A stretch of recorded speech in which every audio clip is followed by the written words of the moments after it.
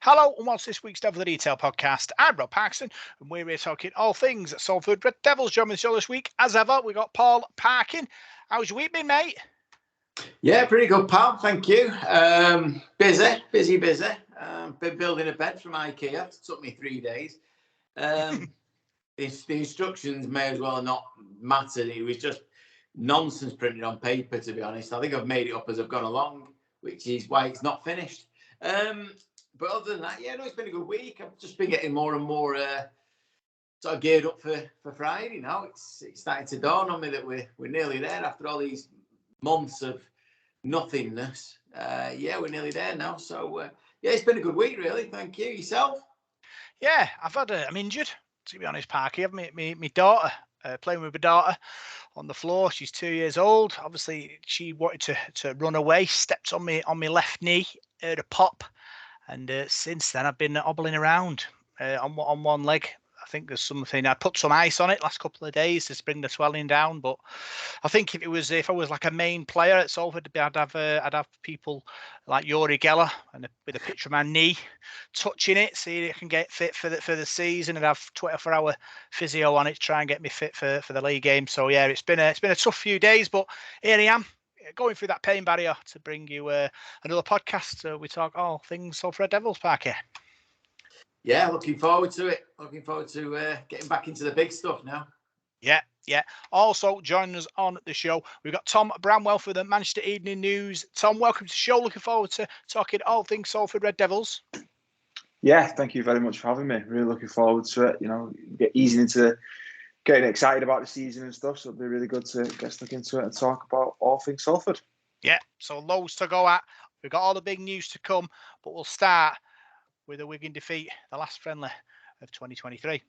So Salford Devils were defeated against Wigan. They got beat 32 points to 4 at Parker.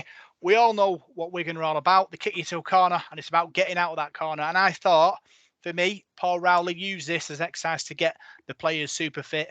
Wigan know how to play, and that's the way they play. So I think the way us getting out in that system makes a difference getting fit. Yeah, I mean, the key to any friendly is what, is obviously what you get out of it. It is literally, a glorified practice, if you like. There's no importance on it, really. As long as you come away with no injuries, you can't really have a bad friendly in many ways. And obviously, they'll have worked on things in the winter that they want to try out. Perfect opportunity. If it doesn't work, it doesn't work. You don't take it into the season.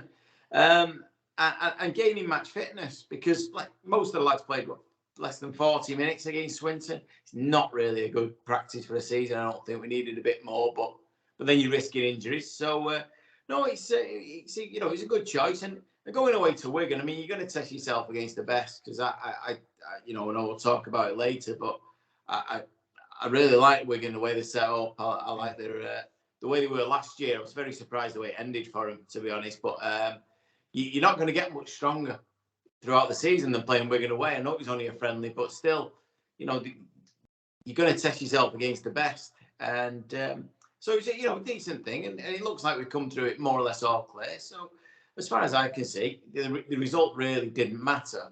It was a good chance to get all the lads back together. And obviously, I know Wigan would have had the same thing, but after the World Cup, certain players want to come back into training late. They're still getting used to each other again. There'll be a couple of new faces in there that needed a run out. So, overall, it's just it's a good workout for the boys and much needed. And hopefully we've learnt a bit for going forward for this week.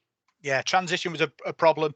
Tom, when we did get up towards the Wigan end of it, we did ask questions. We had 2 tries disallowed. Rhys Williams with 2 disallowed tries, and then Dion crossover in the corner for Salford for their only try. So it shows when we do get territory, we will ask and ask questions. We do get pressure building.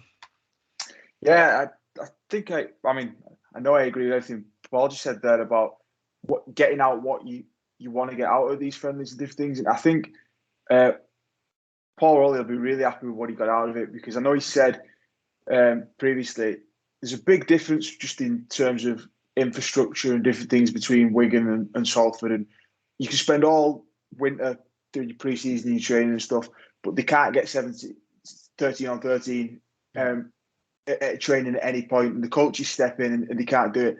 So you can practice your attack and you can do things about your timing and different things, but you're doing a lot of that unopposed. The thing you can't really get practicing is the contact and the physical stuff and the different things. And, you know, the coaching staff made a choice to operate the Swinton game the way they did and do 40 minutes for the first team boys. And after that game, Paul come away and said, but they didn't really test us. We did nothing in defence, in that first 40 minutes and different things. So he wanted that sort of test. He wanted it to be more about the defensive side of things. And I think the scoreline, like you say there, disallowed tries to things. I think the scoreline doesn't perhaps reflect the full 80 minutes of that game. I think, like Paul said, there's no point getting hung up on score lines and results like that in pre-season. I think the club have got everything they wanted to get out of it. And it's one of those things where I think we'll only know how important that is in 2 or 3 weeks' time when you see how Salford have started the season and the preparation they've had up to this point. Yeah, preparation is key, Parky. I thought a couple of new lads, Longstaff and Stone, came in and did really well. Patterson in particular, loose forward, give us an extra dimension in attack. And I think obviously Paul Riley has his philosophy, which he plays, and I think these three will be key to that success. Yeah, well, we spoke about it last week, I think. I mean, Ellis Longstaff, I think, is a really, really smart signing. I've liked him. I know I said it last week. I liked him at Warrington when he first started. I thought he was great at Hull last year. Really surprised Warrington haven't recalled him. Obviously, doesn't fit what Darryl Powell's looking for, as in he's not in his 30s and 6'7" and 24 stone. He's a really good player. Stone, I've heard good things about, from his time at Leigh. Looked like a decent player. But Ollie Partington, I mean, that's some coup. He's a really, really talented player and with a lot to prove. And them three are going to be a makeup of the back row, along with the likes of Shane Wright and of course Callum Watkins. I mean, it's an unbelievable wealth of talent. You've still got Ryan Lannon to go in there and people like that. I mean, it's great to have these players to be able to call on. And that's something that I think Paul would have looked at from the friendlies is what is his best back three in that pack. I think, he's got a real challenge on his hands to decide. I was going through it in my head through the week and thinking, well, I'm going to play him. And then I'm thinking, but then you can't, can you leave this guy out? Can you do this?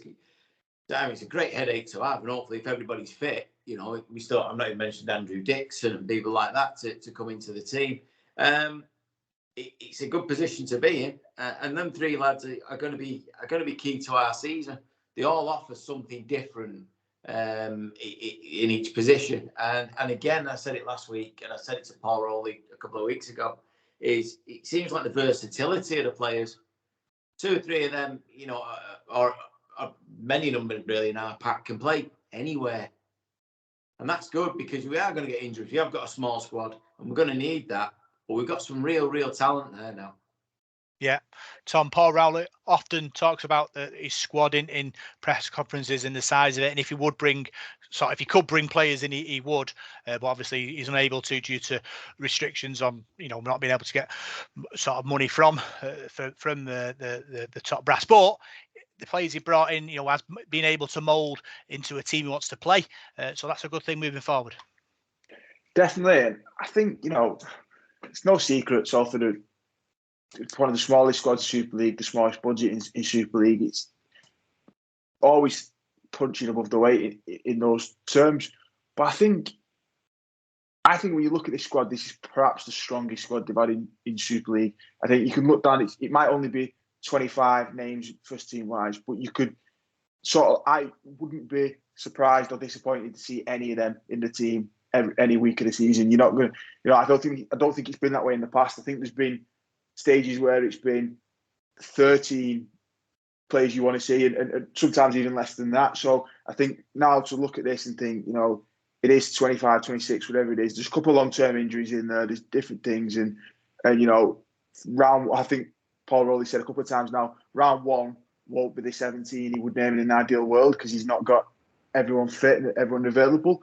But for me, this is the strongest squad. And I think what Paul touched on there about the versatility. I think there's versatility in terms of the players can play in different positions. And we saw that a bit last year in, Callum's move, especially into the back row and different things. I think that's a credit to Callum for being able to do it, and the coaching staff for spotting that he can do that and do it so well for how well he did last season. But there's a lot of versatility in terms of the skills and the way people can play the positions. And when you talked about Oliver Parkinson, then most of the time I saw him at Wigan, he was a prop forward and he just banged the ball in. But he's definitely got the hands and he wants to be a ball playing loose forward. And I think that's only going to come out and be demonstrated with the way that a Paul Rowley side play and the way that Salford showed they played last year.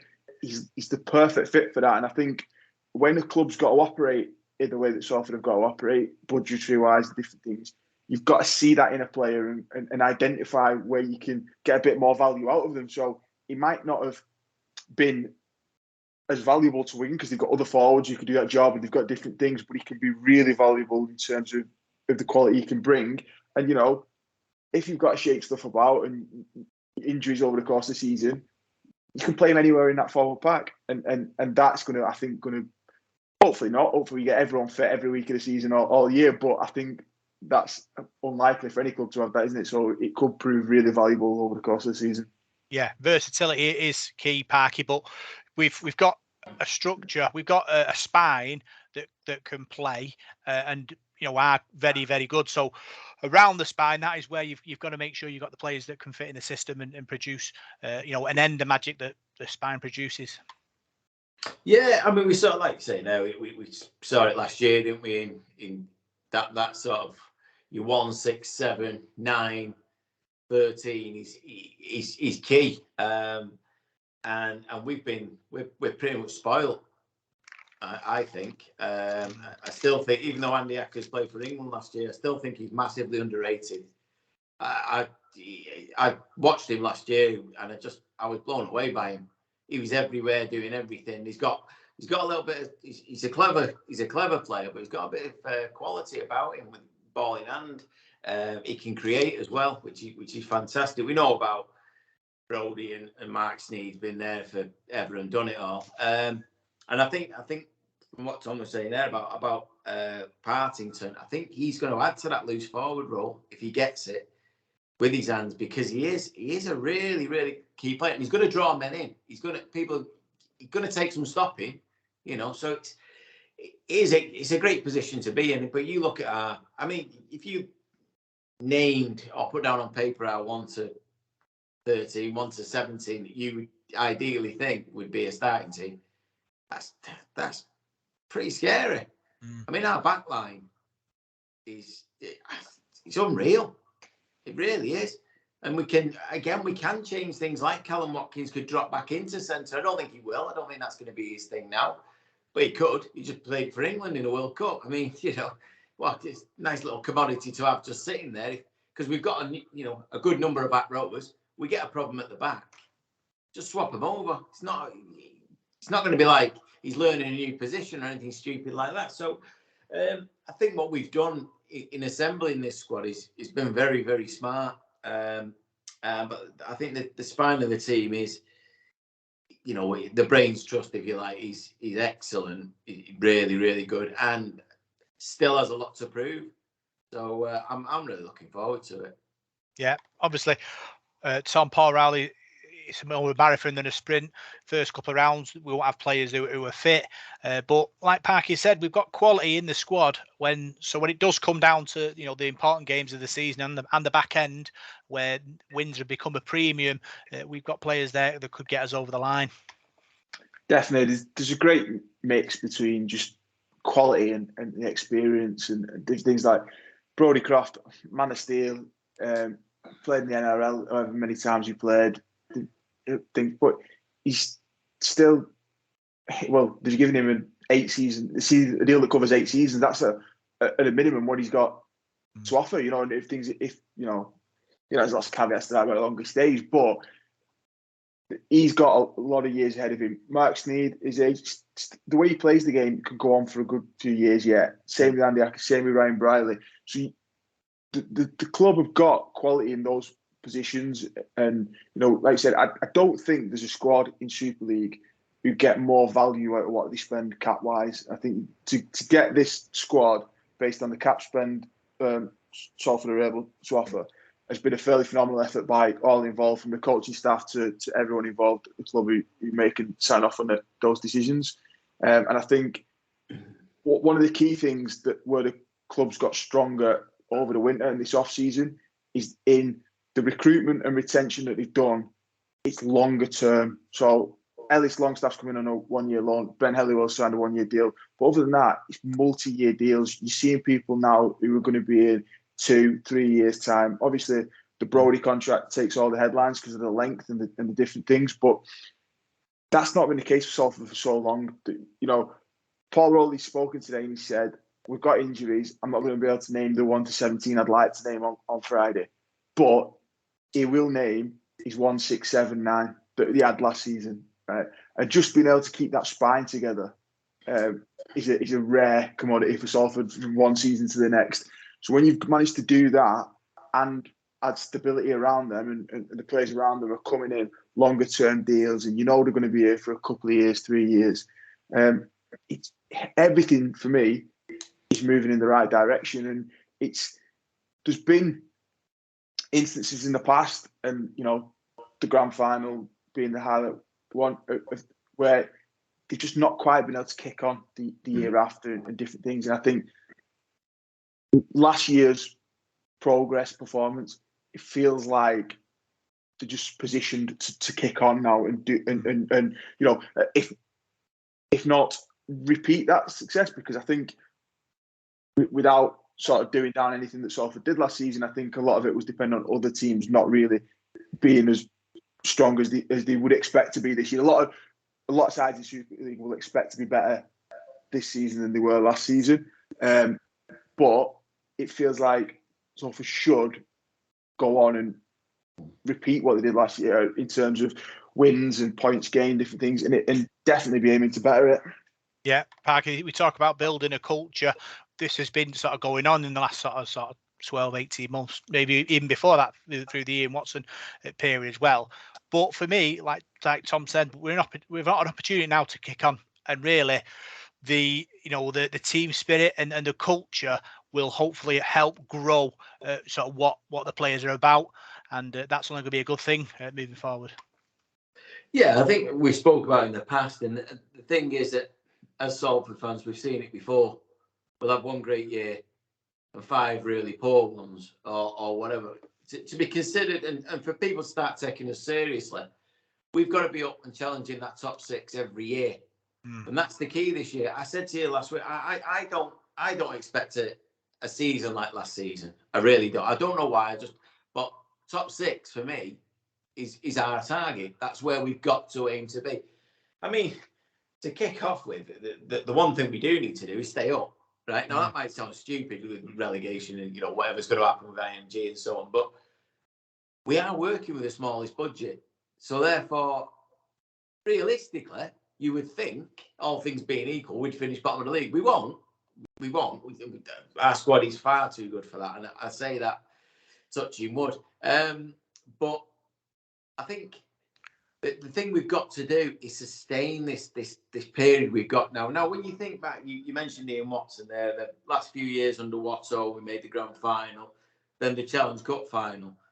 And then there was a glitch when we appointed probably the wrong man to the job. That's all I can say. And we didn't even just stagnate, we went backwards for that 1 year. But then Paul Rowley came in last year, and it's changed again. We've gone back to that level. So realistically, 3 or 4 out of the last 4 or 5 seasons, we've progressed. We've got better. The standards have got better. Not just the odd one-off. Really. There's been good rugby. Even last year, when we went through that spell of we had a tough time. I think we played Warrington, Wigan, Saints, Catalan, and probably Leeds or something. I can't remember. It was all within 4 or 5 weeks. And had something like 16, 17 players missing and lost the game. Well, that's not surprising.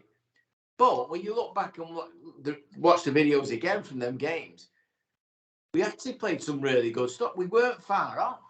We were just beaten by better, stronger teams on the day, and that's going to happen.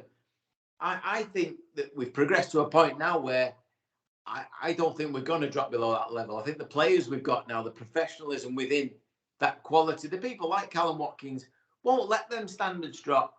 Mark Sneed won't let them standards drop. You know, these people have been bred like that. Bringing in Tim Laffey, culture that they brought with them, Brodie Croft. He builds into the team, and I think now we're in a position where we're not going to go backwards. And if we don't make the top 6, that's disappointing. Now think about that. Think about that from, you know, say 2000 to 2010. If you'd have said we're going to finish in the top 6, you'd have been laughing. You know, so we're looking at it the other way now, and I think there's every reason to be positive. I think Paul Rowley's done the right thing in what he's built as a squad, him and Bleasy and everyone around him. It's a happy squad, which is always important, because if you've got, you know, it's the same in any job. If you've got a happy workforce, you'll get more out of them. So yeah, I think the key is now to sustain what we've got. And if we do miss out on the top 6, and I would be disappointed, but if you finish 7th, you know, or 8th by a couple of points, you've achieved in many ways. That's the way I see it for this year. There's no pressure on us. Well, I disagree there, Parky, because we've come so far, and the people outside our bubble will be looking at Salford now thinking, do it again. And if they do it again, then they'll think, you know what, I think they've got a team there. And then they might go, if we finish outside a playoff, they'll think, well, here we go.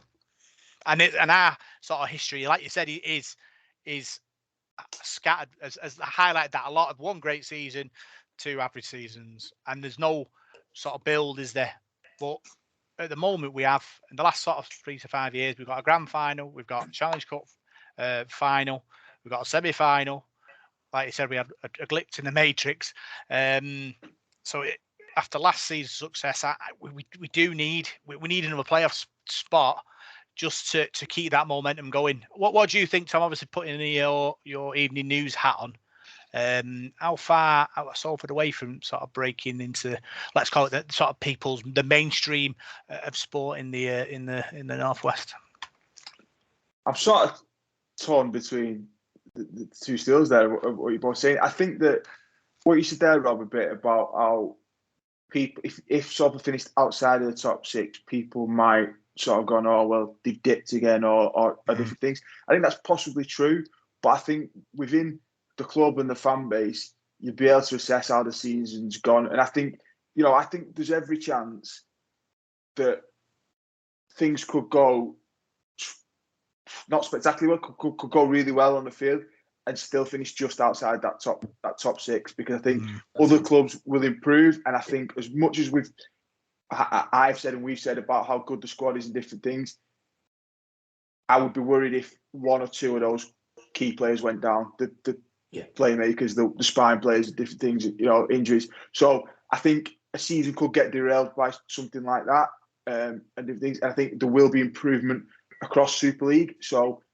they might finish just outside of that top 6, but like you say, that might make the wider public or fans away from Salford think, oh, they dipped again, or they're not as good as they were last year. I think you could have as good a season or better, but other factors probably stop you quite achieving that same way. I think the same thing happens when you get into the playoffs. I think, you know, the 2019 season, the first couple of months of that season, it could have gone another way. You only had to lose 2 or 3 games there, and you don't get in the playoffs, and you don't have that end to the season that you do. And I think it's one of them ways it's really hard to tell at this stage. But I think that the optimism and the thing around the club should be as high as it's ever been. Because I think that, you know, I remember going into that 2020 season, and as much as, you know, 2019 had happened, Jackson had gone, there was, you know, it was going to be different. So 2020, I don't think, and you guys might disagree with me because the experiences you got from it and different things, but I don't think 2020 was as good a season. A Challenge Cup final was great. You had to win 3 or 4 games to get to that. But I think on the whole, the season wasn't as good as 2019 was. And then obviously 2021 was the step backwards. I think last year was the return to something like the levels, as you mentioned earlier. And I think that the key thing for me will be seeing progress and seeing some sort of in the first instance, repeating a lot of what was done last year, but also building on it. And because I think, like we have said about the playing squad, with the spine being intact, with there being some good additions around that, different things, there's no excuse for it to go backwards. You're not asking two new house partners to get to know each other or a new hooker to slot in there, anything like that. The key playmakers, the pivots, they know the playbook. They know each other inside out. If anything, that should get stronger and stronger after all the weeks they've had in pre-season and different things. So I think I've sort of taught myself in one big circle there, and I think it'll be a good season. But I think that there could be some instances where it could still be a good season, but not quite finish as highly as they did last year. Final thoughts, Parker? Well, I agree entirely. I think other teams will be stronger.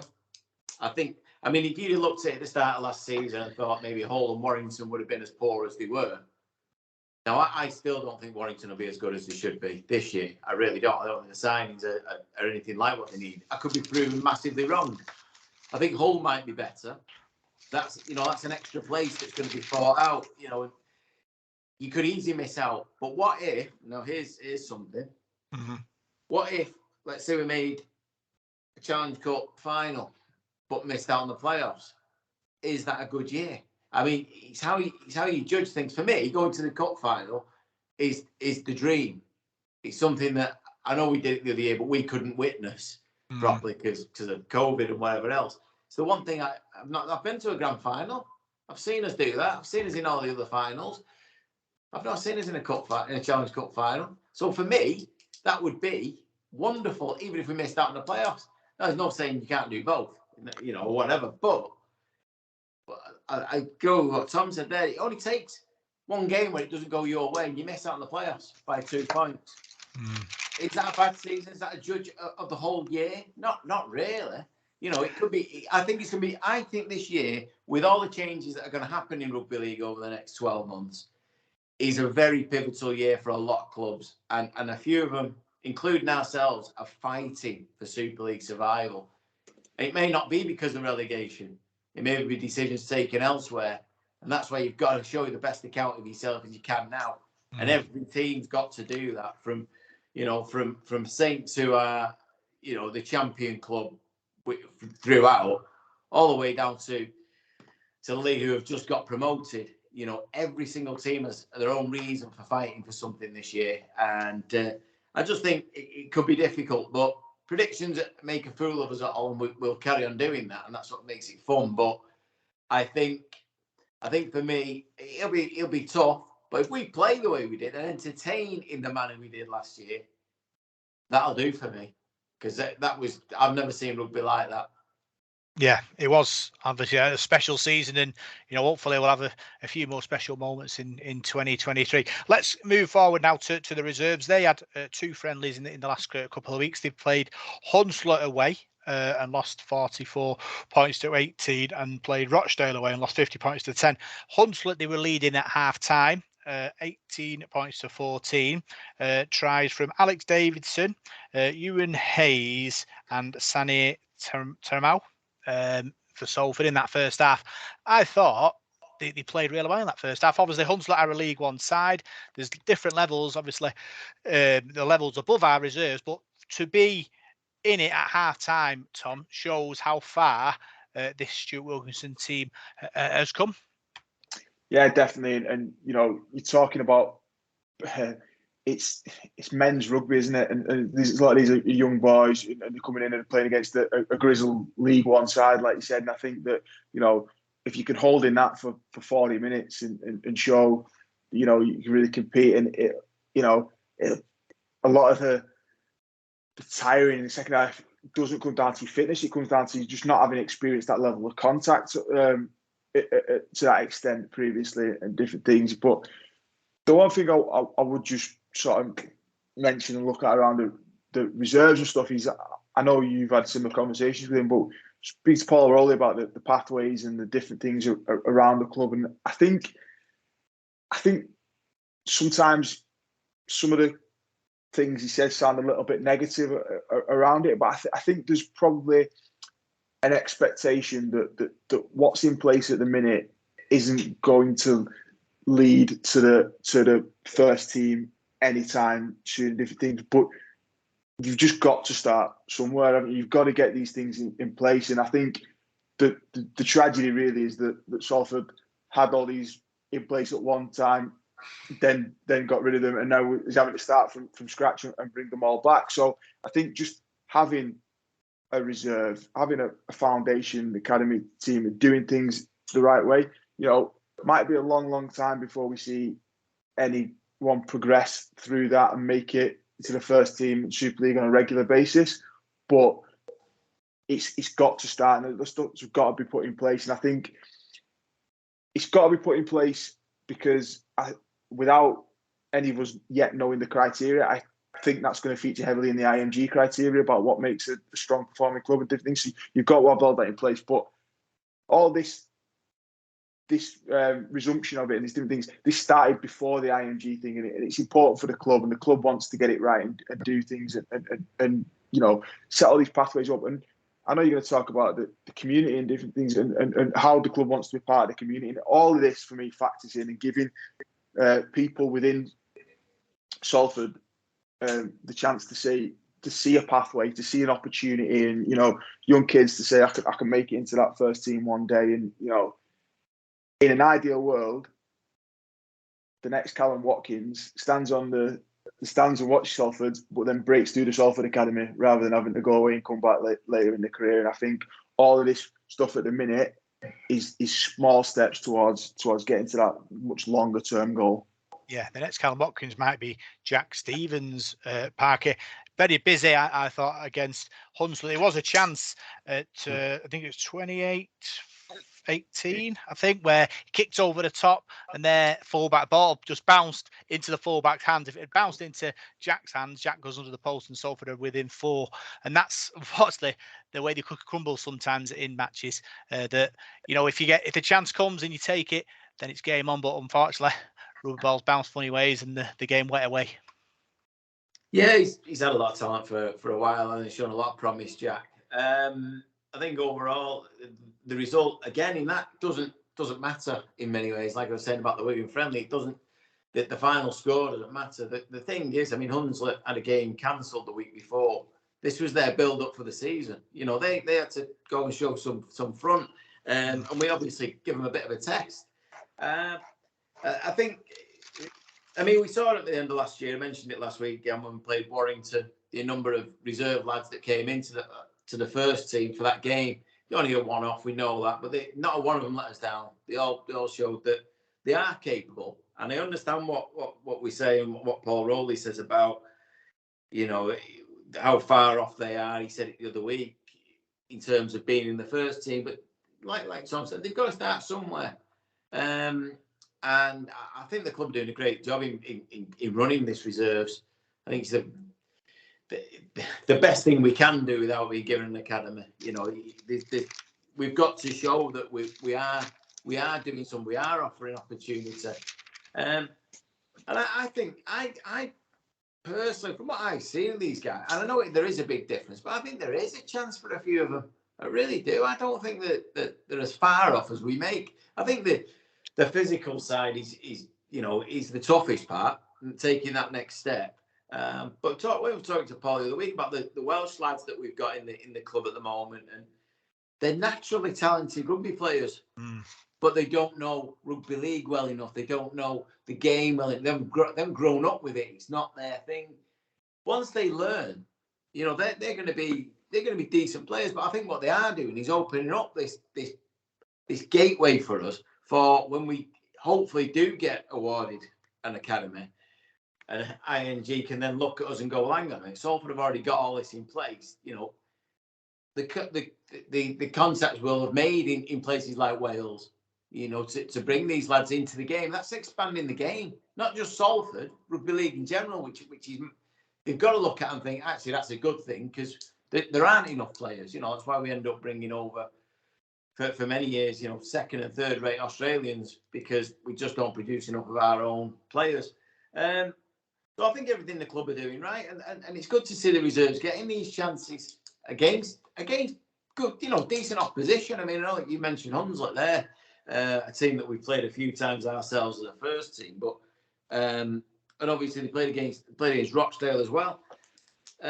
These teams are, they've got aims, they've got goals, they've got things they want to achieve. And we're putting kids up who are probably below. When you think of Wigan's academy team against our reserves or whatever, how far ahead Wigan's academy is in terms of not just development as players, but what they have on their doors, what they get given, and what training facilities they have, everything else. The step is massive. So what these lads are doing at the moment and the level that they're playing at, I think it's just full of credit to them and the coaching staff that they can compete at that level. Yeah, opportunity club. That's what we are. And I think, obviously, Tom, like you said, Paul Rowley plays it down, doesn't he? He likes to keep everyone at a level. And I do see a few of them coming through. But like Paul Rowley says, it's not going to be, so it might be the end of this year, beginning of next year, which gives them another sort of 12, 18 months to develop physically and learn how to play the game. Talking about the Welsh connection, I think it's Jason Leigh, second row, 6'5", 18 stone. He looks like he could be a player. You're hoping the likes of him, in 18 months' time, will be, knocking on that first team door. Definitely, and obviously the Welsh connection has been strong there. You brought a lot of the young lads through and different things, and you talk about giving opportunities and different things. Well, Lewis Roberts made his debut in that 2020 season, played 2 games. He's played for Wales. He's come through these things. I think he's going to be big for Leeds this year. Like, looking at their squad, I think he's going to get games. And I saw bits of him at Leigh, and I went on loan at Widnes last year. I thought he was really impressive. He's, like talking there, 6'4", big lad under an high ball, and he didn't. That game it was in Warrington. He made his debut against 2020, and it was back when they were playing 2 games in 3 days and different things. It was a really patched up squad, and he just looked like a tall, but I was worried for him physically, like the way he lined up. But he didn't need to worry. He had it all about him. He needed to there, and I think there are going to be plenty of lads like that in the reserves now. It will come through in the future, and it's just when they get an opportunity. And I think, to be honest, like in an ideal world, when Paul Rowley says you won't see any of them this season, right? Well, in an ideal world, you probably don't, because you've got your 25 first teamers, they all stay fit, and we get to the end of the season and you don't. But it's rugby league, and that doesn't happen, and you do get injuries, and there's, for me, just having that opportunity, that set up in place now, that if we do get to a situation where you're down to your last 14, 15 bodies, that you've got a couple of lads who, at the very least, have been playing the game for a few years, have been within the system and know what Salford is about and what they like, and that they can step in, and they might not be viable first team Super League regulars week in, week out for a good few years yet, but can they step in and not look out of place for 80 minutes? I don't think that's beyond a lot of the guys. Very exciting times. Let's move on to more exciting times and all the big news that come out of the club this week. So we'll start with the biggest news at Parker. Brodie Croft signs new 7-year deal to stay at Salford Red Devils. Last week, you put the message out, reach for the stars, sign Brodie, and that's what happened. Yeah, I'd love to take some credit for it. It was the news that we all wanted. We've seen for years and years and years our best players getting picked up every year, or they'll come here, they'll rebuild a career, and somebody will come and steal them or whatever. This isn't only. I mean, it's fantastic as a fan. I think we all just had a little celebration in our own way. No matter where you were when you heard the story, you were like, I mean, I remember, I can't remember how I found out. It was a bit bizarre. I think I was building the bed, strangely enough, and I just sort of looked at my phone and went, what? Yeah. And then I think I was messaging absolutely everybody, anyone I knew. People who don't even know who Brodie Croft is were finding out that he'd signed a deal. No, look, it's not just a great signing for, a contract for Brodie and for for us as fans and the team, but for the club, it sends out a massive message, you know, that we're not like that. You can't just come and pick off whoever you want when you want. And if you want our best players, sorry, it's going to cost you anyway. But no, absolutely magnificent news. I mean, what a season he had. And I did warn you all, but I don't know if any of you listened, that he was a pretty good player. He just developed last year. Once he got his feet under the table sort of thing, he's just so silky, isn't he? So classy. And so I've been tied down for I think the initial deal is like another 3 years, isn't it? And then his extensions and everything on top. But it's unbelievable. The one thing I will say is, and I know we've all said it, it's been all over Twitter and everything, but the credit that's got to be given to Ian Blease and Paul King for making this happen. I mean, I don't know what it costs. I don't know what this guy's going to get paid. I don't know what any of them get paid, and I don't want to know. It's nothing to do with me. It's not my place. But he won't have come cheap. And what Salford will have had to do, Paul King especially, and everybody else who count the pennies that we have, is calculate this risk. Is it worth us going out on a limb and paying this guy the money that he absolutely deserves? Or could we take the easy way out? We could get a bit of money for him, put that in the coffers, go and sign 2 or 3 other players. And for me, what they've done is the right decision. Because I think if Brodie Croft left Salford in the last, in the winter just gone, or halfway through the season or whatever, it would rip the heart out of not just the team, but the fans. Once again, another kick. And I think they've looked at that, and they've looked at the money, and are we better with or without Brodie Croft? Well, that's an easy one to answer. And I think what they've done is they've taken a risk. Anything can happen, but I'm delighted they have, and I think they deserve all the praise that's going to get heaps on them. And praise on Paul Rowley for making the environment somewhere where a player of Brodie Croft's quality wants to play his rugby. He seems happy enough, he fits right into what we need. He's our kind of player. And as a Salford fan, I couldn't be happier than what we've done. I did fear when it dragged on a bit. And then there's rumours of, St. George, that they'd come in with a bid and somebody else was going to come in with a bid and whatever. Well, you can now. You can come in with a bid, but it better be a big one. And I mean, massive, because he's not going anywhere. Yeah, I was having made diabetic eye test at the time, and they put the drips in your eye and it blinds you for like 4 hours. Yeah. And I saw it I was squinting, thinking 7. I thought that's not right. Only 7, but it was, weirdly enough. But yeah, I think it's a statement signing for me, Tom. It's a win-win for the club and the player, like Paul says, and it shows ambition, and that's the key thing moving forward. Like you said, with the IMG, on the horizon, Salford have to position themselves among the elite of the elite, and you're hoping sort of Brodie Croft will take us there. Yeah, I don't think you can overstate how big it is, really. I think the point you just said there, the IMG stuff, is vital in this, I think, because he's going to be, or he is now, Salford's first marquee player. So up to this point, you had a thing where, like I said before, we don't know what the criteria is yet, but there's every chance one of the criteria will be using the marquee player rule, because that is designed for you to bring in the best players, make your club more attractive, make the sport more attractive. And the fact that Salford hadn't utilised it or weren't utilising it for so long was potentially a negative point against the club. Now, like you said, everyone has spotted the same thing, but what Paul King, Ian Blease, and all the people involved there have managed to do, in terms of, like I said, we don't know what he's being paid, but it's got to be over £175,000 to be on a marquee player rule. Now, to find that money in the budget for a club like Salford is, I assume, very difficult thing to do.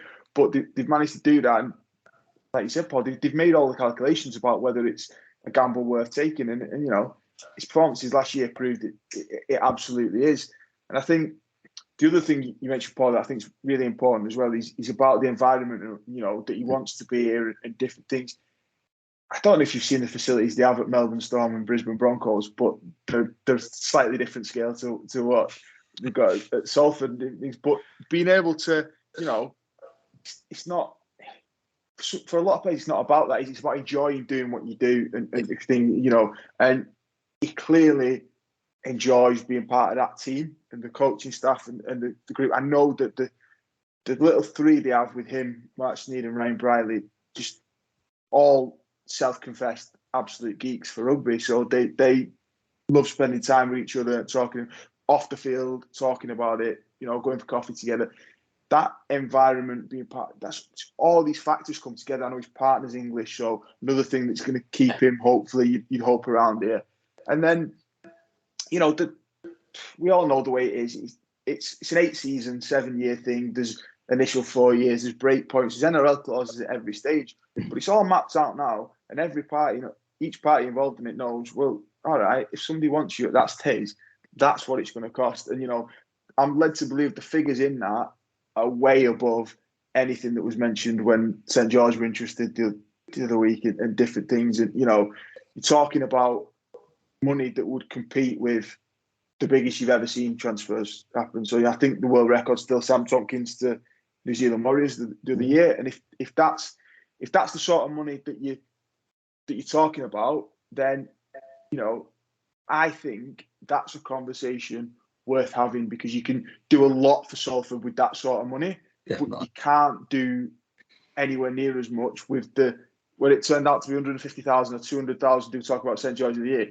By the time you've got in a replacement who, let's face it, isn't going to be a man of steel, because that's what he's just won, what else can you do with that extra cash? And it's not going to be much. So I think, on an IMG front, I think it was a big signing. To put out a statement for Salford, it was a really big signing. The response I saw to it immediately was fans encouraging each other. If you've not got your season tickets, go and get your season tickets. Like, I'd love to know what sort of a boost the club received on the back of that into things. And then the other thing is just the fact that the nature of that contract, the length of the contract, longest contract in Super League history, right? That made news that Salford doesn't normally get featured in. And I think, all these different component parts of it, I think it's an incredibly smart bit of business that they've done. I think it was presented incredibly well. And I think it's very hard to see a negative in tying down the reigning Steve Prescott Man of Steel for what should be the best years of his career. And, if you're going to lose him at any point during that, having it written down in that contract, what you're going to get in return, and knowing that it's something you're happy with because you're signing that contract, I think is incredible. Yeah, it's reaching outside the bubble, Tom, and that's the main thing about the signing, because suddenly it's big news. Brodie Croft, reigning Man of Steel, stays, and that could switch, that could change everything sort of for us, and that's the important thing. Parky, lots of talk about the sort of the best bits of Brodie. Is it the speed? Is it the skills? For me, it's defence. Solid defender on the edges, and that's such an important sort of part of the game in this day and age. People talk about the other magic stuff, but he's not a turnstile. He makes the tackles he should do, and he also makes the tackles that he should. Yeah, I mean, it is a good part of his game. Is you do need to be strong at that, or you're going to get targeted. It's as simple as that. I remember going back to 2023 with Carl Harrison, when he used to call Tommy Martin a speed bump. I'd never heard that before, but he'd slow you down, but he'd never stop you. So you just target him. That when he played at Leigh for that short period. We're quite lucky like that. But for me, it's just his intelligence, not just for himself, but he knows where other players need to be to make something work. Our style of play last year wouldn't have worked, I don't think, with 75% of the standoffs in the game at the moment. Certainly not in Super League, because they wouldn't play that way. They wouldn't have that little bit of intelligence, which he's been bred on that at Melbourne and at Brisbane as well. Even though it was a bad time, the coaching there and everything that goes on. He's just a naturally talented athlete, as well. He is strong. I mean, you see it when he runs the ball. It still takes some stopping. He's not the biggest guy in the world, but he's strong. But he organises well. I know, for me, Snead's brilliant at that. Snead's brilliant at organising a team and getting players to be where he needs them. Brodie's equally learning that and can be as good at that. You know, you watch him on a pitch, he's talking to players constantly where he wants them shouting, you know. And I think Tom said there, we're gonna have him probably, hopefully, for the best part of his, you know, the best few years of his career. He's still learning, even now. And he's played for Melbourne Storm, for God's sake. Yeah, what more do you need? But he's just got this all round game. But one point I did want to make is that for us as well, it gives Salford now a chance to develop their own. Now I know what we're saying about lack of academy, but if he does stay for the period that we want him to stay, and nobody comes in and pays, you know, £1 million or whatever it's going to be, we don't need to look at a standoff as such. Yes, you'd like an extra halfback just in case, you know, for injuries and so on. You're not going to find one quite like that. But now we can develop someone like a Jack Stevens or whoever it is, spend the time with him and developing that next level of player to come in for when he's ready to go or when he does go. Get that player training daily with Brodie Croft, learning their trade off the best. That's where we are now. We're not worried about, you might not be here next week, you know, or what. We can build around this as our base now. You know, I know we're saying Sneedy, he's still got a while, but he's in his 30s. He might have another 2-3 years maybe. But again, it just gives us that time now to build our own, rather than having to worry about we have to go and invest several $100,000 in getting another star halfback.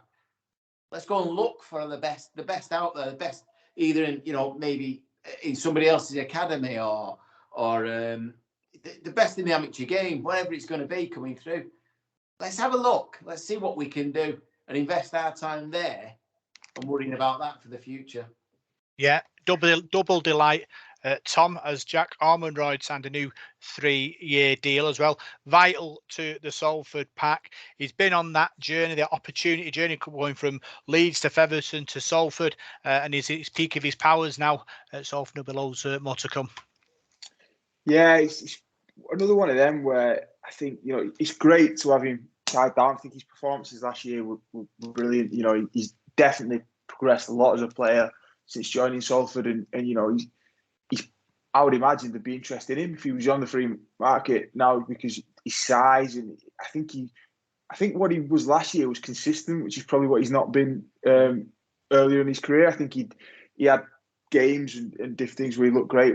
Now consistently he was putting in them performances last year for Salford. The thing I was impressed with when I heard about the news was it's a 3-year deal. It's like the Brodie thing. It's the stability things like this are giving the club, knowing there's the core of a team. For as long as I can remember, Salford would get a good squad and it would be picked off. And I think, you know, a lot of people perhaps don't understand how the contracts things work in rugby league, in Super League. Definitely, you've got to tell the player, if your player's out of contract that season, you've got to tell them by May whether you're keeping them, and then or middle of April, and then May's the deadline. You know, they can negotiate with the clubs.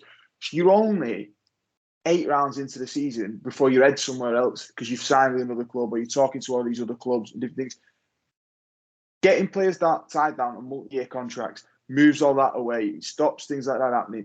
It keeps, you know, there was a lot of disruption the other year at Salford when players started signing in other places. It sort of derailed the season for a good couple of months where they had to pull their heads back in and get it all together. And I think, you know, there's always a danger of that happening when you've got a load of players on 1-year deals and moving on.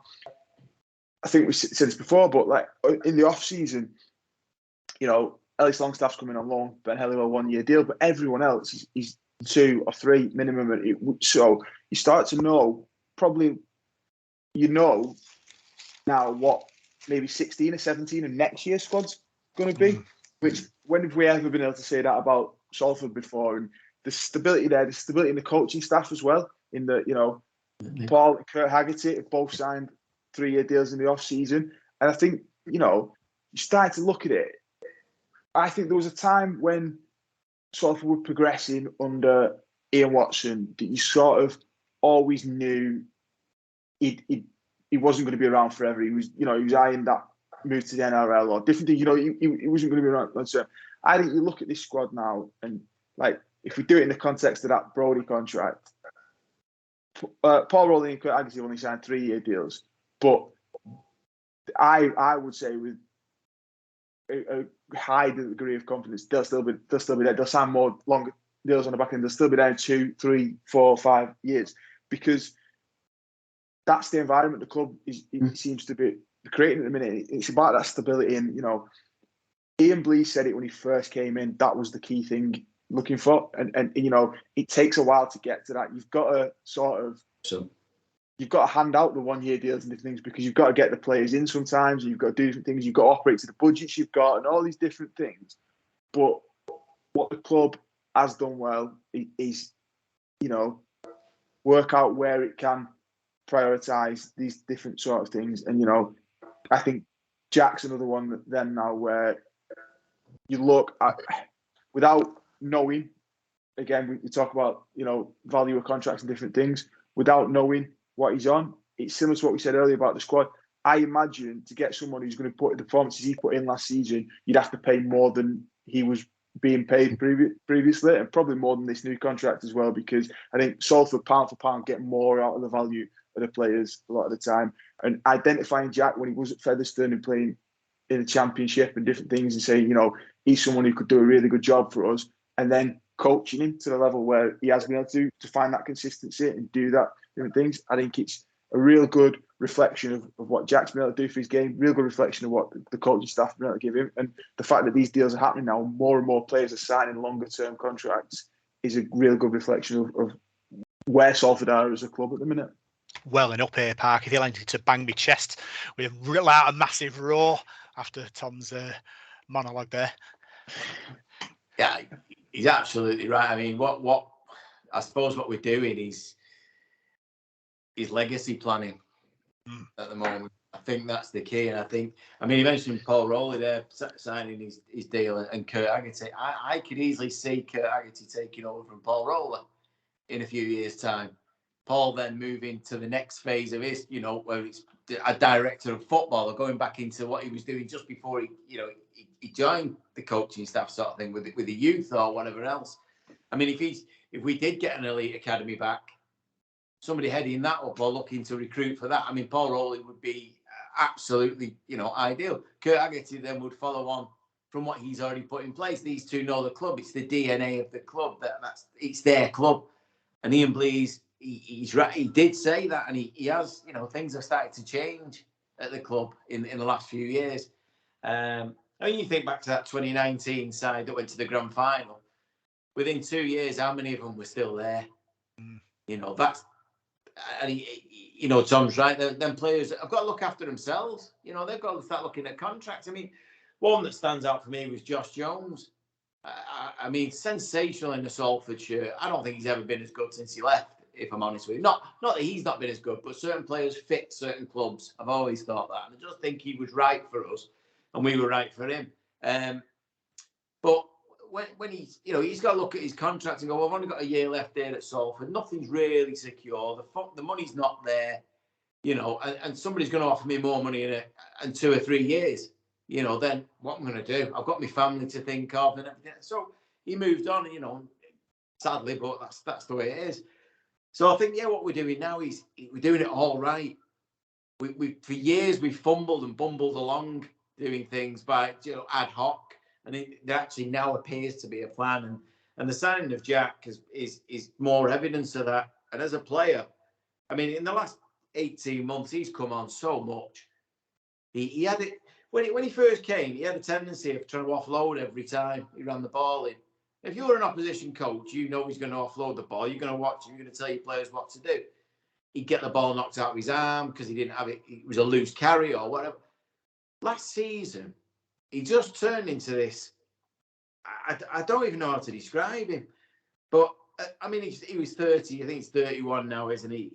he's in the peak of a props career, and we've got him. And he seems to have learnt the game. Somebody sat him down and spoke to him and said, "This is where you've been going wrong." And it's not really a shock that you see the likes of Tyler Dupree and Alex Gerrard doing similar, coming from the Championship. And, you know, and that's, again, more credit to Salford for going out and having a look in the Championship. You don't have to go to the NRL. You don't have to do. There are players out there who maybe missed out the first time round or didn't, even on made their own mistakes.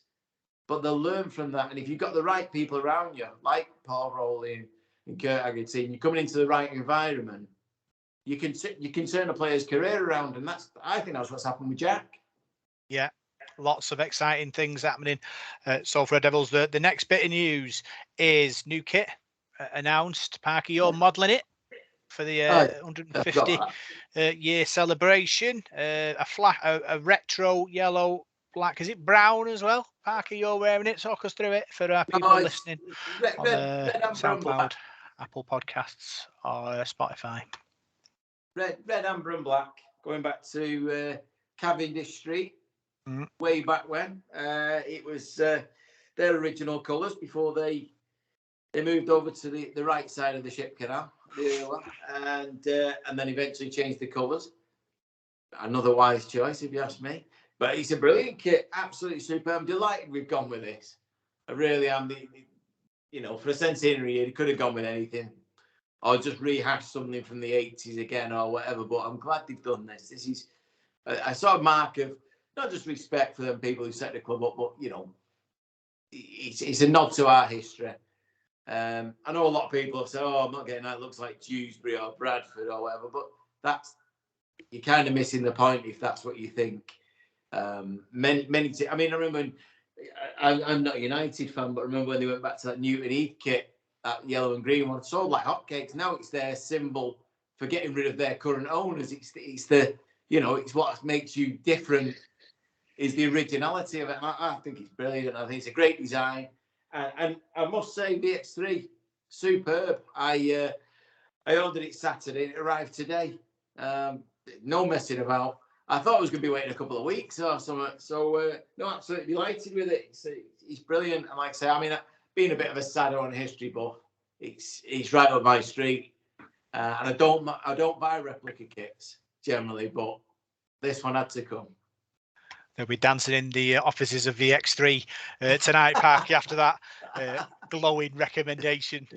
Tom, it's fantastic. What a great shirt, celebrating Salford's history. It's going to be a fantastic sort of campaign to hopefully promote the club, promote the shirt, and move forward. Yeah, I think it's really good to have the anniversary shirt and the nod to the history and the legacy and different things. I think it's really good. I think, to be fair, I think all three shirts they've put out so far for the season are really smart, really good shirts. I don't know how much credit people should be given to, I think, but sponsors and stuff. But I don't know whether Selco, whether they've had any input in it or whatever, but allowing that logo to almost be slightly less in your face this year. It's sort of like not fades into the shirt, but it's more part of the shirt rather than stuck on the front. And I think any kit where you can sort of make that happen always looks a lot better. I think I don't want to say much about in terms of like setting yourself up for whether you can see yourself in the big games in those kits and different things. But like I don't know. I always think. You mentioned Parky about not being a United fan. I am a United fan. And Wayne Rooney used to talk a lot about before big games. He'd ask the kit man the night before what kit they were going to be in, because he wanted to visualize himself in that kit. And I think these are the sort of kits you can see walking out of the grand final, walking out of the Challenge Cup, the big games. Whereas I think in recent years, I think that's not quite been the case with some of Salford's kits. It's all about visualization. That's what it is. Picture yourself wearing that shirt, lifting the Super League trophy at Old Trafford. Just focus on it, and it comes true. Other things that have come true: more tickets have come available from the club for the Leigh game on Friday. Don't forget, club get 20% of anything they sell. Important, Parky, that obviously the fans that are going to get down there buy the ticket from the club and help it grow. Yeah, I got mine. Ordered it again. Another thing I ordered on Saturday. 3 things on Saturday. They all came today. Really good, that. What strikes? No, yeah, absolutely. I encourage everybody. I mean, we're going on about Jack Ormondroyd and obviously Brodie Croft. Something's got to pay for these guys. It's ticket money. You know, we need people coming through the club. And obviously, home games are vitally important, but people have season tickets. So you're going to go to the away game. So rather than giving the opposition all your cash, like just buy a ticket from the club. You can order it from the club and get it delivered to the stadium, to the stadium you're going to. So you pick it up on the day. You don't have to go out of your way for it. And like I say, I got mine delivered today. Right, it's a couple of quid, but I think I just doesn't make any sense if you're a fan not to get it through the club. I don't get it. So yeah, they've got my money. I'm all ready to go. And I just encourage anybody to do the same. And obviously, if you've not got a season ticket, you know, have a look. If you've got that money around, it's well worth. And what that does is secures Brodie Croft and whoever's next, Andy Ackers or whoever it's going to be, or whoever the next big signing is. It's only going to come through our money. So yeah. I do believe the tickets have sold really well as well for this week. Yeah, Tom, I'm big into conspiracies, and in the media, it's all about joining the dots.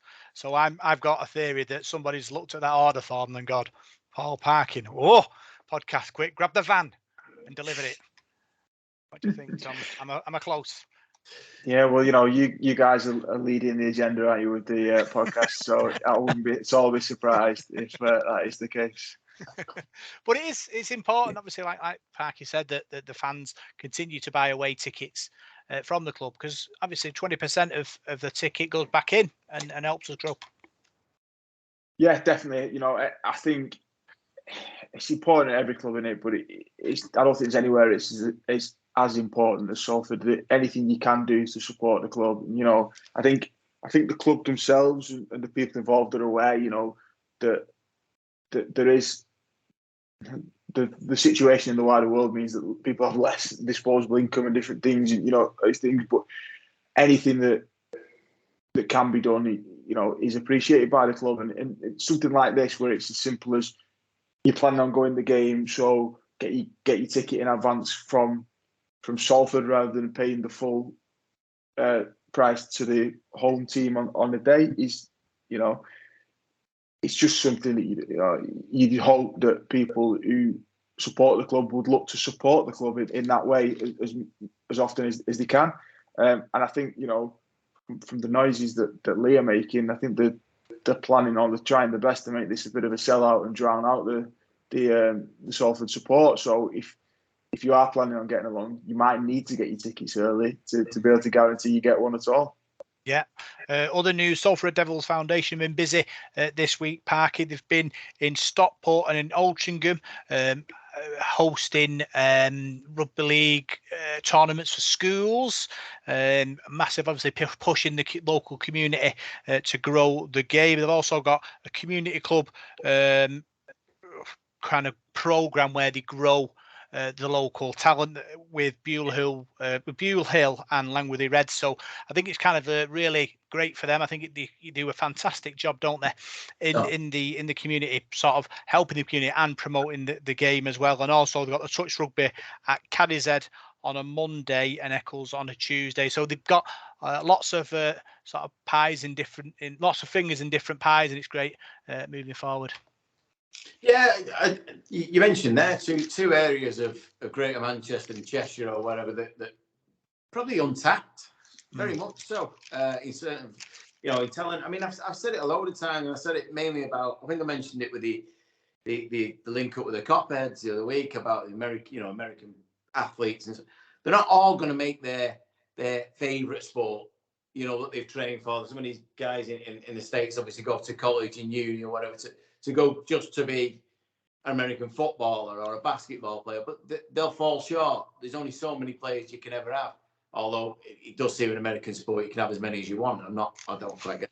But in rugby league, that's not the case. But I think, a lot of kids will grow up in them areas playing football, maybe rugby union as well, because it's quite rugby union areas. But they might not get that chance, and they might not fit. They might not, the thing is, rugby league, any shape or size, you fit. I mentioned the other week about, the legend of Rob Burrow, the size of him, and yet what he achieved as a rugby league player, I mean, doesn't make a difference.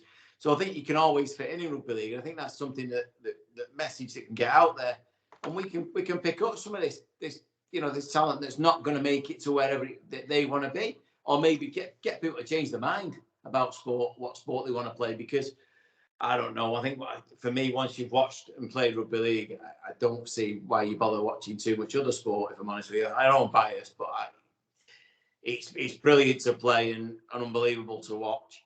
So. Full credit for the family. We mention them every week, don't we, about the work that goes on behind the scenes at the club.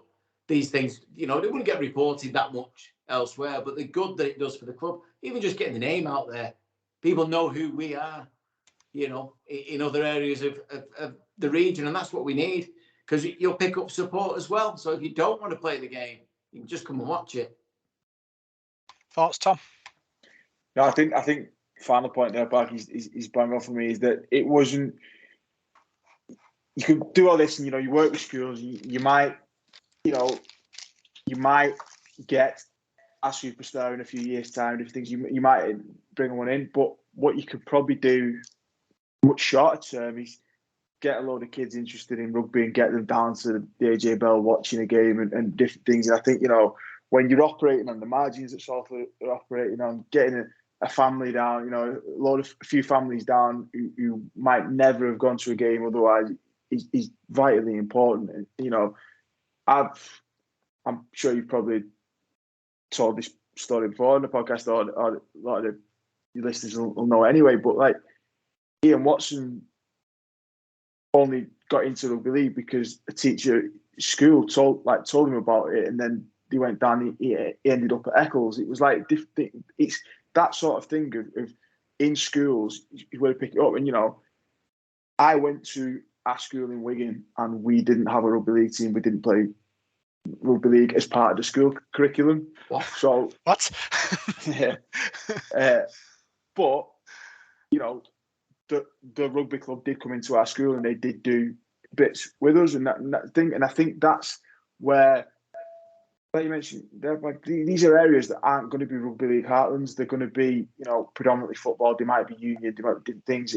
But the benefit of rugby league, I think, particularly for kids at young ages, it's easy to understand and play. Like, I've played rugby union and I played for 5 or 6 years, and I still don't understand 10% of the rules. I don't think it was just an overly complex, ridiculous game.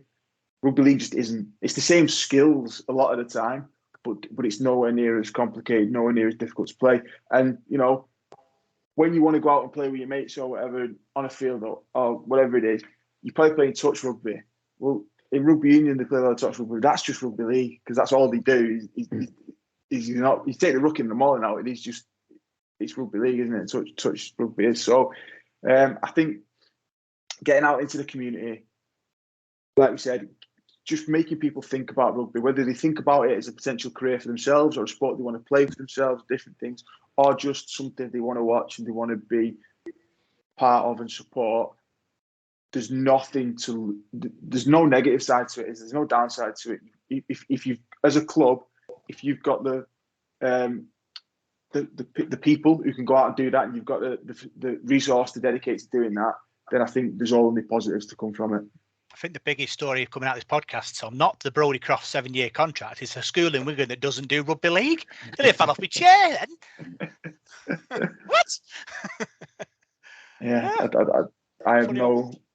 I don't know why that was. I think, but we didn't have a rugby league team though. Wow. Final final bit of news, Parker. One of our ladies, Brogan Evans, got a first cap for the England Community Lions on Saturday. They played England DSE and won 22 points to 18. She's been a fantastic sort of player for us last season in the Championship, and obviously deserved her call up to the England Community Lions. Yeah, it's great to see, isn't it? In such a short space of time that we've got, got girls coming out of the team that they're with international honours. 12 months ago, I think we probably just about played our first game. Friendly against Swinton. So how far they developed in 12 months, it's incredible. Really excited for this year, actually. I think the challenges ahead are huge for them, but well done to her. Brilliant. It's another one to go on our list of rep players. Gaining honours while at Salford. She did really well. I mean, the number of girls in that team could easily go on and in the next year or so do that. I think they just need a bit more recognition, a bit more coverage, and they'll get spotted. I hope they don't get spotted too much. We don't want them leaving and going off to other clubs, but I'm really looking forward to this year. And hopefully Brogan and the rest of the girls can achieve at least even half of what they did last year. It'll be another great year. Yeah. Fellow podcaster and commentator Dave Parkinson, who was there, he was our eyes on the game, and he said she did really well. Thought she was dead solid down the middle. Worked hard, and it was no surprise to me when he said that. I think she's fantastic. And Tom, and obviously, the ladies' game is growing all the time, and now obviously Salford have a team in Super League 2, and have the momentum to obviously push on from there.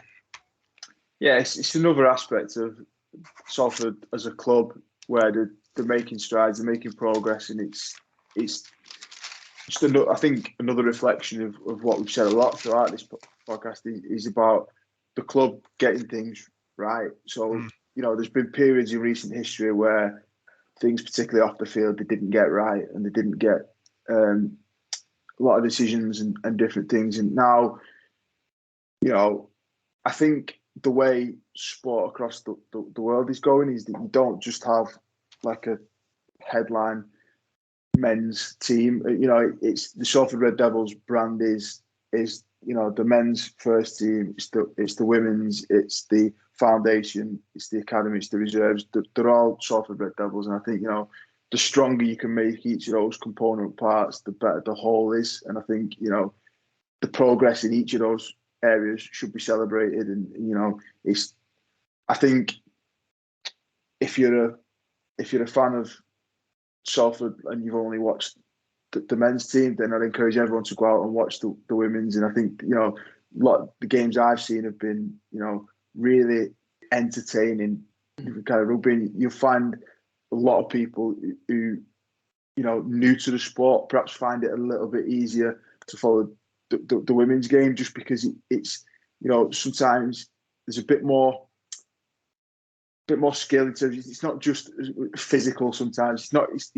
I've heard a lot of people who remember rugby before I started watching it say it's what rugby league used to be like 20, 30 years ago before the wrestle come into it and all that sort of thing. So I think there's plenty of reasons to get to watch it and get behind it and support every team that plays under the Salford Red Devils banner. Get out and support them. Yeah. Right, here is this week's Devil in the Detail World of Rugby League. We'll start off this week with the youth and junior leagues. On Saturday, the 11th of February, just one or two results played. It was Sunday actually. Waterhead Warriors 22, Shawcross Sharks 12. That was in the under-18s round 2. In the under-14s round 2, Leigh Manor Rangers 50, Rochdale Mayfield 10, and Salford City Roosters were beaten at home 52-0 by West Hull. Fixtures this week: there's one game on Friday the 17th of February in the under-18s. That's Saddleworth Rangers against Featherstone Lions. On Sunday the 19th in the under-16s round 2, Salford City Roosters face Stanley Rangers and Lyndhurst Lions face Rochdale Mayfield. In Student Rugby League on Wednesday the 8th of February, there's a couple of results. Manchester Met 30, Sheffield 18, Manchester 30 leads Beckett A 10, and Huddersfield 24, Salford 8. The fixtures in College Rugby League this week: Salford Red Devils A face Oldham Sixth Form, and the rest of the fixtures this week for The Student Rugby League. In the Northern Conference Cup, it was Manchester against Huddersfield and Manchester Met versus Newcastle A. And there's also a fixture in College Rugby League. Salford Red Devils against Furness Raiders, and Carmel face Oldham Sixth Form. In the quarter-finals of the Bala National Cup, it was Hurstfinch 18, Castlewood Panthers 0. In the semi-final draw, these games will take place on the 18th of Feb on Saturday.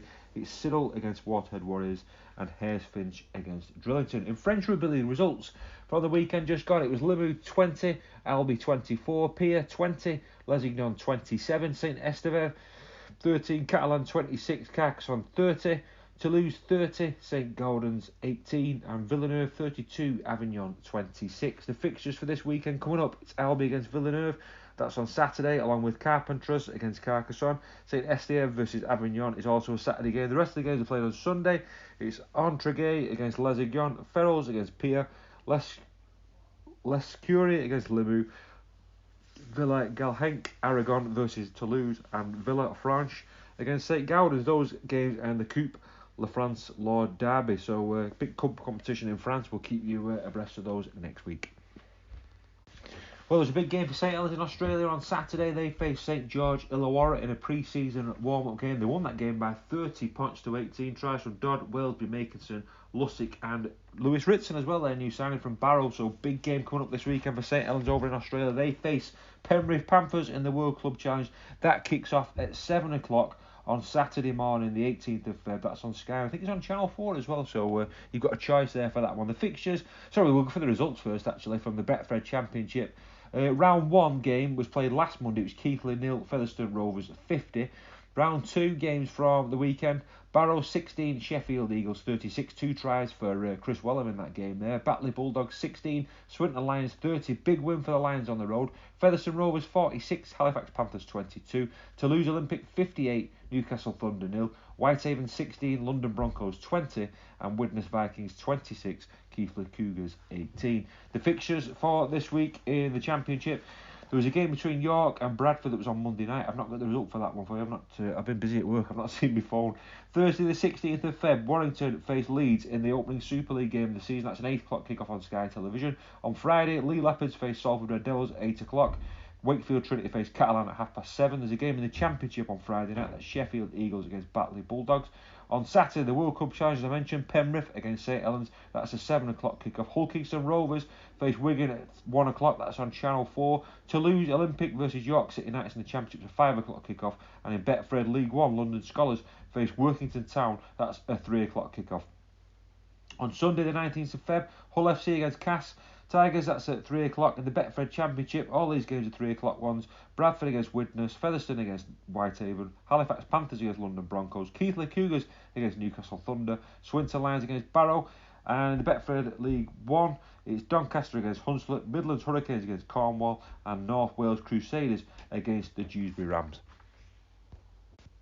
Well, last weekend it was Challenge Cup Round 1 action as well. I'll give you the scores from that. It was Brent Wood Eels 34, Bedford Tigers 24, the British Army 12, Ashton Bears 28, Distington 4, Oral St James 16, Doncaster Tollbar 24, the RAF 36, Edinburgh Eagles 20, Saddleworth Rangers 30, Featherstone Lions 6, the Great Britain Police 20, Fryston Warriors 38, Thornhill Trojans 22, Hammersmith Hill Hoist 8, Dublin City Exiles 42, Hull Dockers 54, Ronda Outlaws 10, London Chargers 38, North Hearts Crusaders 12, the Royal Navy 28, Barrow Island 16, Skirlaw 16, West Warriors 26, Stanley 38, Milford 4, West Bowling 30, Waterhead Warriors 12, Westgate Common 36, Crossfields 18, Wigan St Pat's 22, Ince Rosebridge 30, and a couple of games on Sunday as well. Heworth 22, Alton Raiders 6, Jarrow Vikings 26, Mighton Warriors 40. So the second round draw, these games will be played on the 25th and the 26th of February. It's Mighton Warriors against Leigh Minor Rangers, West Warriors against London Chargers, Hull Dockers at home to Midlands Hurricanes, Ashton Bears face Dewsbury Rams, Fryston Warriors at home to Stanley, Workington Town entertain Ince Rosebridge, Rochdale Hornets face London Scholars, Oral St James at home to the Dublin City Exiles. Rochdale Mayfield have got a heck of a trip. They're travelling down to Cornwall. Hunslet face Heworth, Siddle play West Hull, Brentwood Eels plays the Wathbrow Hornets, North Wales Crusaders face the Royal Navy, the RAF are at home to York Acorn, Lock Lane face West Bowling, Great Britain Police have got the Westgate Common, Hunslet play Pilkington Rex, Doncaster face Oldham, and finally Saddleworth Rangers face Thatto Heath Crusaders. That's all I've got for you this week. Take care, have a good week, and hopefully I shall see you on Friday night at the Leigh Sports Village for Leigh Leopards against Salford Red Devils. See you soon. Whiteside's World of Rugby League. So that was Whiteside's World of Rugby League, and now we'll look forward to the big game against Leigh on Friday night. So Salford Red Devils face Leigh Leopards, and it's going to be exciting. Tom spoke to Paul Rowley and the big pre-match press conference this week. Hi Paul, how you doing? Hi mate, yeah, good thanks. So, obviously the club confirmed the deal, the news of Jack Ormondroyd's new deal yesterday. How pleased are you to have that sorted and another cornerstone of your pack for the season and a couple of seasons ahead? Yeah, really good. Jack's been, certainly since I've been, he's been very, very good. So he's a big athlete. And yeah, we were obviously, again, as I pointed out with the Brodie one, retention's a big part in any, in a succession, I guess, of getting stability within the club. So yeah, it's a good signing. Obviously, you mentioned the Brodie one there, and that sort of caught the headlines a little bit with the length of contracts and different things. But it's been noticeable that with the signings that you made in the off season, the new deals handed out, there's 2-3 year deals. Looking beyond that, how important is it to have that stability and be able to plan more than just one season ahead as a club and different things? It's not something Salford haven't really had in recent years, isn't it? No, it's really important. The succession's really important, and it's probably, I spoke about this quite a bit last week. The infrastructure is another, the succession is another, and obviously finance is another. So we've certainly got one of those three, and the others are work in progress. So it's a step in the right direction. It's not a solution to every problem, but it's a step in the right direction. And I think if you look at all the successful clubs over the years, and take St Helens, who are obviously the most successful, they've got an infrastructure there, pathways, etc., that provide them with the conveyor belt of talent year after year. And so, yeah, it's huge factor in going forward. And that extends the playing group, and obviously yourself and Kurt signing those deals over the off season as well, and just having that stability. Your previous roles, pathways and different things. Can you see all this coming together now and being probably small building blocks towards the sort of future you want to see for Salford? Well, hopefully IMG put a minimum criteria in for all clubs, which they should do, and the pathways and the things that are in place now from the good work, people in the background like Chris Irwin, John Fieldhouse, Stu Wilkie, etc. Is getting things ready for when we can have a pathway. Our pathway at the minute, is unlikely to provide us with anything sufficient enough to start running out on the field with the first team. But it's the blocks in place, the infrastructure's in place that when we can have a full pathway, then it's ready to start working, and then over several years, you should bear some fruits of your labour come to fruition. So it's not one to get overly carried away about at the minute in terms of providing players, but the building blocks are in place for when we get that green light, or when we're able to have a full pathway, which is really, I think any club who's been successful over the years, and there's probably 8 genuine clubs there that have probably tick up that whole pathway, infrastructure, succession and finance, all them boxes, which is what we've got to aspire to be. Talk about the progress off the field and different things making. On the field, I know you've said you've got a few injuries and you probably won't be able to pick the 17 that you really like to for the kick-off season, but how are you feeling about the season getting underway and where the squad's at ahead of the opening round? Yeah, just numbers is an issue straight away. So we couldn't have named a team on Monday. So and on week 1, that's not a healthy position to be in. But again, that goes back to the other contributing factors we spoke about, your infrastructure and your finance, etc. So, but yeah, so I'm looking forward to getting the season started, get up and running. It's going to be a great first game, wonderful atmosphere, and so we're looking forward to it. Have you got a mix of short and long term injuries there? How long will it be before you get sort of the team you want out on the field? Yeah, well, we've got 28 players. We've got one player off with long-term sickness, so we've got no return. So effectively, we've got 27 players. We've got 2 players who are long-term, round 5, round 6, and the rest are all round 3-ish. So I think we've got 21 players to choose from, 19 of which are fit. So round 1's not healthy, but that's the excitement of coaching, and supporting Salford. It's a roller coaster, but when we get our best boys on, we've got a good team, and everyone in our squad's more than capable. And round 1 being at Leigh, obviously a club that means a lot to yourself and Kurt, some of the players in the group. How does that rate as a spectacle to kick off the Super League season?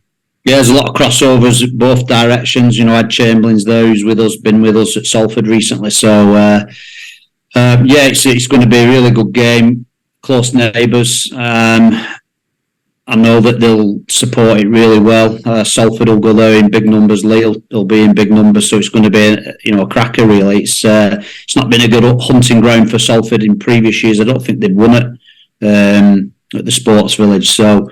It'd be good to get that monkey off our back. So we'll be trying to do that. I guess achieve what we've not managed. So you spoke to Paul Rowley. Tom, what was his mood like ahead of the big game?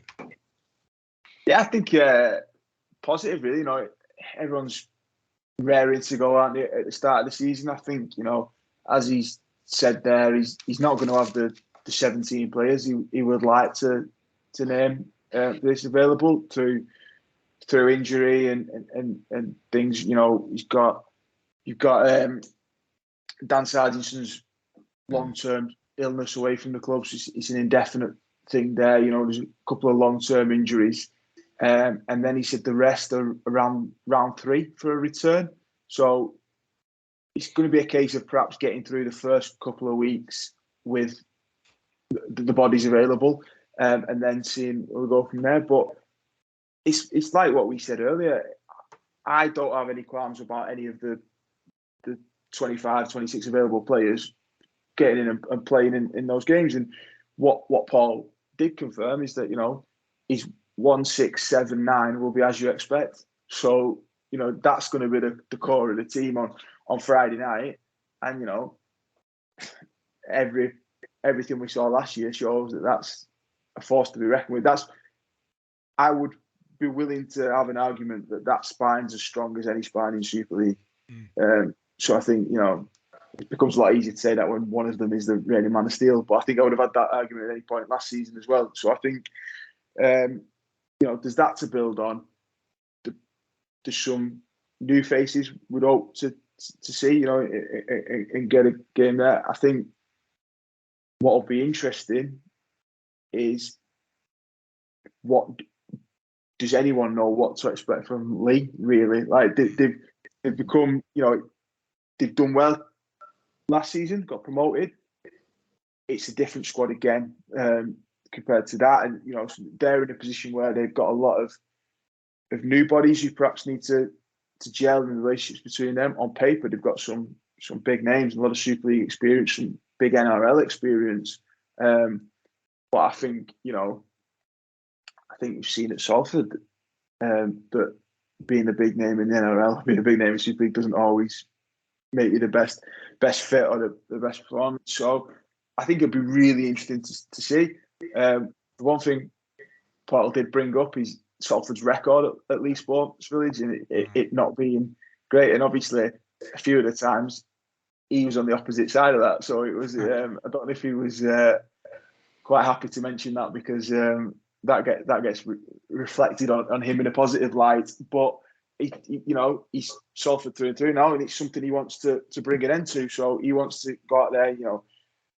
There's there's a core of the squad and the coaching staff who know what that club is about, who know a lot about what that club and different things. So I think it's going to be a really, really intriguing contest. I think it'll be a good game. I think it'll be a really good game. I would hope Salford would have enough for it not to be that close a game, if that makes sense. But yeah, round one's a bit of an unknown, isn't it? So you see where everyone's at. But yeah, it should be a good game, I think. Yeah, Parker, like Tom said, our away record isn't great at Leigh. It's going to be a big day. Their first game as the Leopards. We've got 1,800 Salford fans. 1,800 Salford fans going down. Really, really important. Obviously, the players don't get caught up in the atmosphere and play the game rather than play the atmosphere, because obviously, being that first game, it's going to be a really, gung-ho kind of game, I think.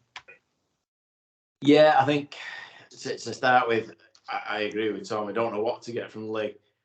They play a very open, expansive type of rugby, but you can do that in the Championship.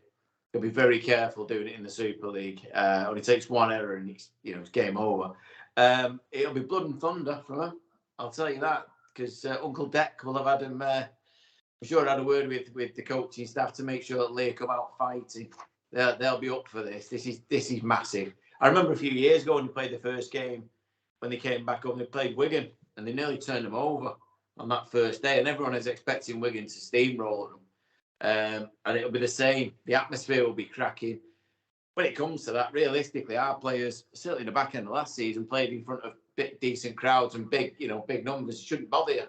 I mean, to be fair, you should put that to one side. You're on a square of grass and you just got to go and play against the people opposite you, whether you're playing, for Folly Lane under 8s or whether you're playing Super League Grand Final. It's the same thing. It'll be interesting to see from what Tom said there about, and what Paul said in his interview about what players are available. I would easily say if we had our best 17, if that was possible, fully fit, I would have no fears whatsoever. None.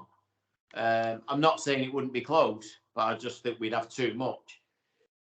With players missing, anything can happen.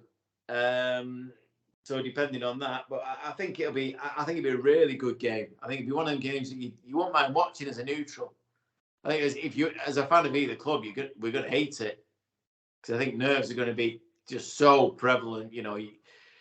First night there'll be drop balls, there'll be mistakes, there'll be plays that won't have worked out quite right because you haven't had enough time to rehearse and whatever else. And like I say, and there's always that unknown of a refereeing decision. That's got to be taken into account. But he's going to be an absolute belter. The atmosphere will be great. Well done to Leigh for what they've done for boosting the game up. He got mentioned last night in between the Merseyside derby on the football, Leigh and Salford. So that's pretty high profile. They've got they've got Scouting for Girls on. I'll be honest with you, I know one song I think, but I'll just keep singing that. But yeah, it'd be a good night, really good. I'm really looking forward to it. It's not just the gap in between the end of last season and the start of this season. It's this one game. I think it's massive. So yeah, it should be good fun. Score prediction, Tom? 28-12, Salford. Is there a story behind that? Actually, I think it'll be a fairly close game, but I think that I would hope that Salford would have enough about them to just prove that extra bit of quality and that extra bit of experience. I know we talked about Leigh having a lot of experience, but it's not collective experience. It's not experience together. It's not that as a team at the minute. I think that, like I said, it'd be a close game. I could see it being a couple of moments of magic. Maybe a Brodie Croft, maybe a Ryan Briley. Things.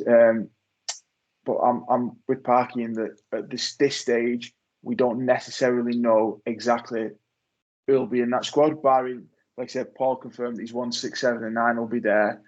I think he said that both Ken Seo and Adam Sidlow will probably be named in the squad, but they've got no chance of playing, just because that's where he is at the minute, where he's got probably 17 or 18 fit bodies, and he's got a name of 21-man squad, I think. So it'll be a case of that. We probably won't know, even from the 21-man squad, what the likely lineup is until they name it and confirm it on Friday night. But I would still like to think that whatever 17 take the field, they should have enough about them. And again, for me, the big thing is the consistency again. We've talked about them spine positions. Some of the big players, they're the same guys who were there last year. They've had an extra pre-season to build relationships together, what the coaches want them to do. Leigh haven't got any of that. There's players who, joined at various points of the off-season. They sort of new signings coming in all the time. Admittedly, they've probably got their style probably similar to what it was last year with Lockie Lam and Ipape and stuff. But I don't know if the relationships and the connections between the players who take to the field on Friday night will be as strong as they are for Salford. Hopefully, we're all with Parky in Nando's when he gets his prediction right, Parky. So, what's it going to be? Oh God! Oh yeah, I know. So, I think it'll be. I think it'll be fairly close. I really do. I don't see us. I think it'll be a nervy night. But I'm going to go with Leigh 14, Salford 23. 23-14, nervy night. Nervy night. So I'm thinking Salford will come out of the blocks and spoil the party. All the singing and dancing and the noise of the off-season. The bubble will burst on round one. So I'm going to go Leigh 10, Salford 36. Well, I'll settle for that. 36-10. Paul Rally's team march on to round 2 to face OKR. So, what a podcast this has been. Really, really enjoyed it. Lots of great chat. Big thanks for coming on, Ton. You've been amazing. Well, thank you very much for having me. Really enjoyed it. Yeah, another great show, Parky. Really enjoyed this one, and obviously all the excitement, building up to the start of the Super League season, and we're nearly there. Yeah. Well, got my ticket, got my shirt, got my flag. Hey. Days. I can't wait, mate. I can't wait. I've really enjoyed tonight, Tom. Absolute superstar, brilliant. Let's hope that this time next week we sat down ready to discuss our second win of the season. Yeah, big thanks for joining us. Don't forget, if you want to buy us a coffee or a coffee, me, Paul and Parky, you can do that via our social media. Big thanks for the donations in the last week, and putting in plans in place to grow the podcast even more. So keep your eyes on that over the next few weeks. And big thanks for tuning in to this week's Devil in the Detail podcast. I'm Rob Parkinson. You can find us on Facebook, Devil in the Detail SRD. You can find us on Twitter at DITDSRD. And you can find us on SoundCloud, iTunes, Radio Contact, Spotify, and YouTube. Good luck, Reds. Let's bring it home.